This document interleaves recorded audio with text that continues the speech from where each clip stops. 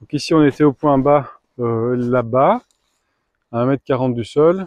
Et donc je dois regarder un peu, donc si là le sol il est au point 0.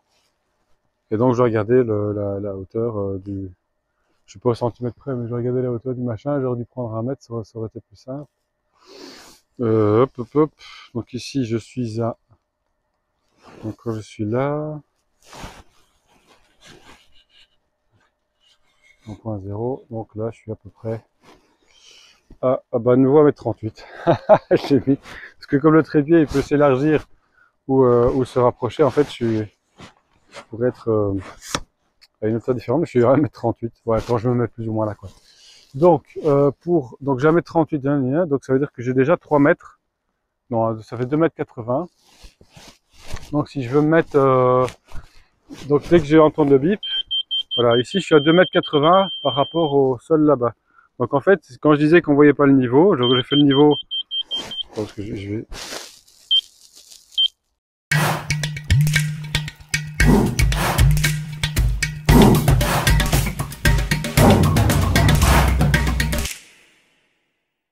Voilà. Donc j'ai diminué le volume là. Voilà. Donc quand j'entends le bip, voilà. Donc là je suis à 2,80 m par rapport au fond. Donc on avait une ellipse. Si on prend la supposition qu'on a une ellipse parfaite de 12,50 m de rayon fois 7 mètres de rayon, on a environ 275 mètres carrés.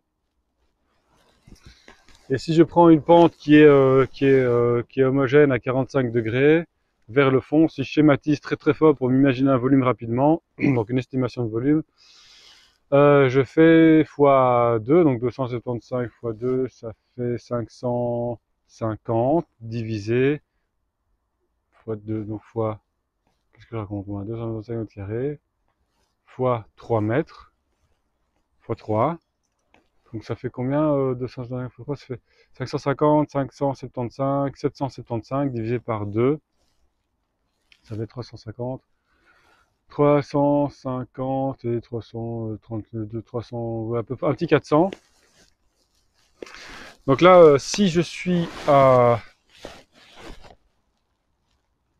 3 mètres de hauteur et que je divise le volume par 2, j'ai à peu près 400 mètres cubes. Or, moi, j'en veux 1000. Voilà. Alors, si j'augmente d'1 mètre, alors attention qu'ici c'est très empirique. J'ai pas le temps de le montrer parce que je suis en train de faire une vidéo rapidos. Mais il faut plus de mesure, d'un instrument de mesure. Mais quand j'augmente la hauteur, j'augmente aussi la surface puisque je vais remonter sur les berges. Et donc je vais avoir plus de superficie. Donc il faut que je refasse un calcul. Mais on disait que pour l'exercice que ça restait plus ou moins. Je vais arrondir la superficie à 300 mètres carrés, ce sera plus simple.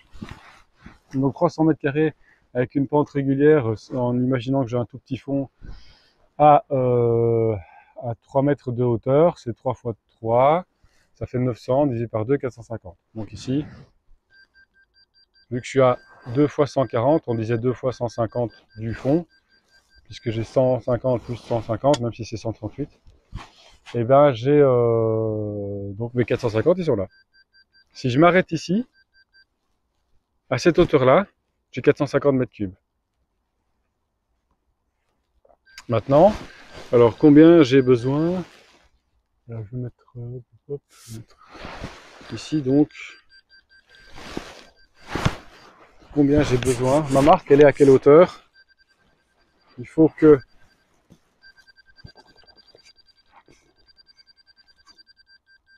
voilà.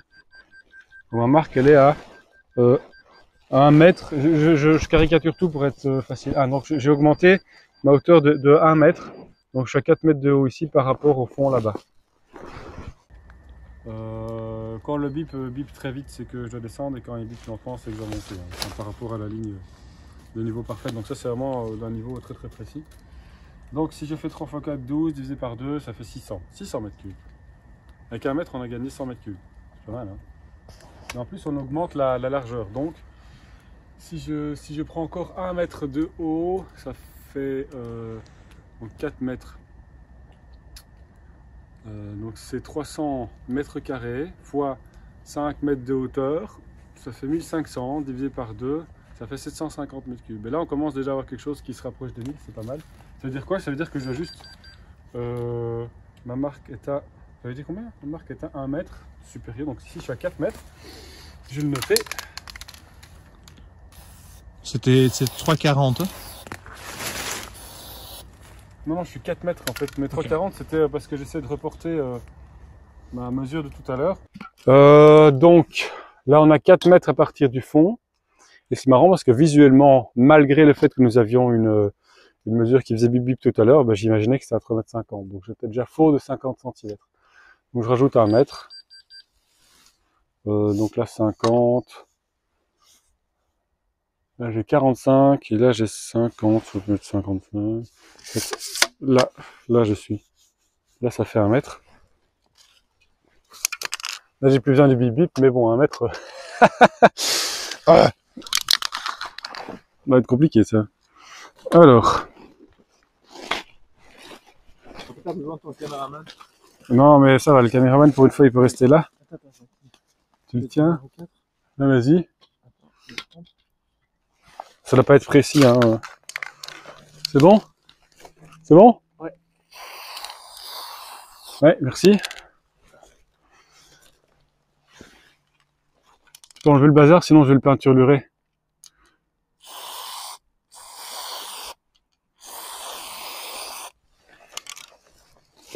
5 mètres, on avait 3 x 5, 15, divisé par 2, 750, mais comme on augmente la superficie, en fait, je peux arriver pas loin de mes 1000 mètres cubes. Et donc, ce qu'on va faire ici, c'est remonter suffisamment. En fait, ce que j'ai besoin de faire ici, c'est faire un barrage. Donc, de monter jusqu'à... Maintenant, il faudrait que je mette le laser là, plus ou moins, pour faire un bip bip ici. Mais bon, ça, ce sera pas moi qui ferai, ce seront les suivants. Donc là, je suis à peu près à 5 mètres aussi. Donc en fait, je monte ici, donc je déblaye un petit peu ça. Je prends un peu de la terre pour égaliser, pour faire une bâche qui, une imperméabilisation qu'on fera peut-être avec de la bentonite, qui est assez régulière. Je ramène de la terre ici. J'aurai certainement de la terre en trop parce que je vais décaisser une partie des chemins. Et je ramène tout ici. Alors je vais faire un barrage 4 quarts pour être sûr qu'il tienne. Donc en fait, ma hauteur ici va devoir être reproduite sur 4 fois la longueur. Et donc, on va avoir un barrage. Si on a 5 mètres, 4 mètres, disons qu'on est à 3, 1, 2, 3. Disons qu'on est à plus ou moins 3 mètres ou 4 mètres du sol ici. 3 mètres 50 en fait, puisqu'on était à 1 mètre 40 ou 1 mètre 50 là au centre. On a 3 mètres 50 du sol, je dois faire x4 en longueur. Donc on va arriver plus loin que là où se trouve la caméra en fait, qui est en train de me filmer. On va devoir faire une pente jusque là-bas. Alors pourquoi est-ce que je vais pas... Alors si on se met plus loin, si Bob tu veux bien me rejoindre, il commence à faire froid et humide et on a froid aux mains, et on va aller boire un café, hein, parce que... Mais j'ai l'info, c'est bien, t'as vu? On a imaginé, tout à l'heure, quand on était off caméra, on s'est complètement trompé, on s'est dit il faut monter à 8 mètres pour arriver à avoir autant de volume. Et en fait, non, on devrait monter à plus ou moins que 5 mètres. Ça veut dire qu'on doit faire en sorte qu'on préserve correctement la racine et le tronc de l'arbre. Donc l'entourer, ça c'est le terrassier qui va se démerder. Mais surtout qu'on va... normalement, c'est jouable, quoi. Et moi, je préfère monter en altitude pour l'effet d'inertie calorique, chaleur, mais aussi pour la gravité, puisqu'en fait à terme, moi je veux, même pas à terme, je veux que ceci, donc là je sais que j'avais un niveau là-bas à 102, si j'ai un niveau à 98, et que là-bas de l'autre côté du coteau où je suis en train de faire mes petits fruits, en haut je suis à 99, donc là je suis à 98.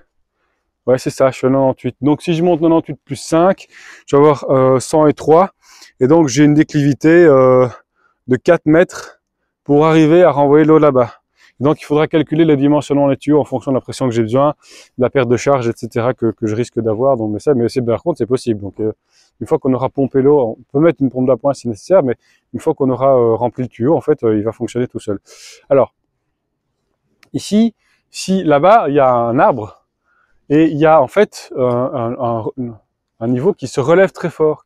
Et donc on pourrait très bien aller juste inonder toute cette partie, jusque cette zone là-bas, et en fait on aura même plus que 1000 mètres cubes.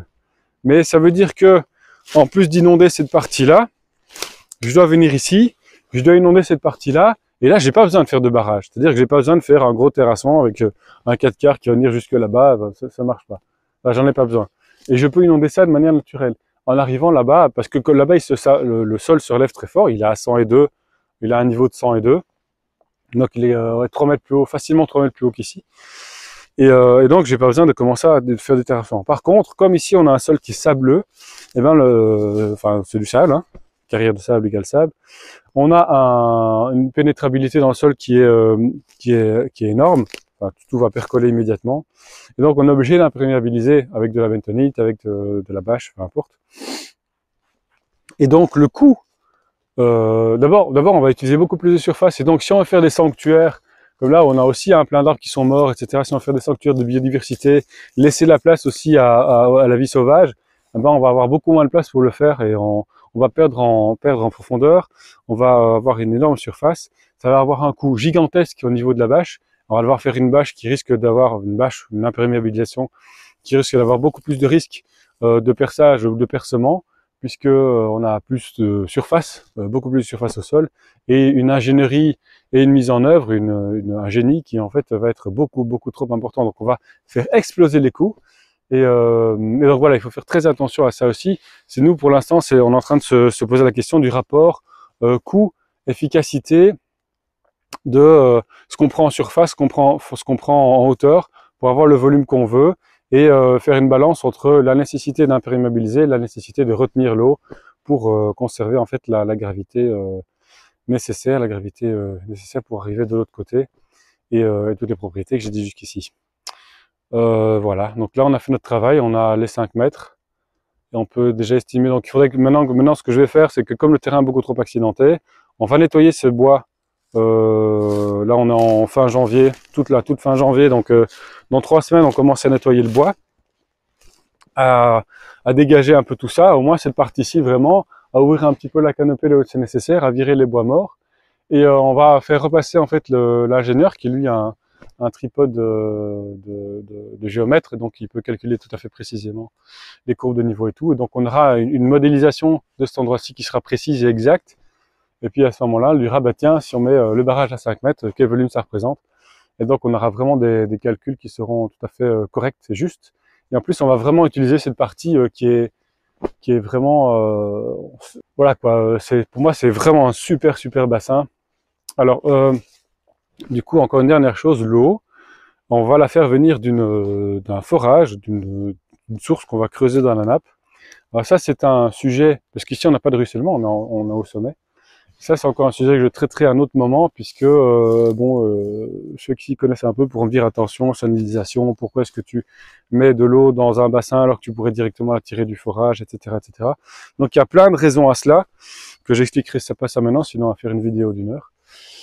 Mais tout ça, c'est des choix qui ont été mûrement réfléchis et calculés. On est toujours en train d'ailleurs de l'évaluer au niveau coût-efficacité. Voilà, merci d'être venu.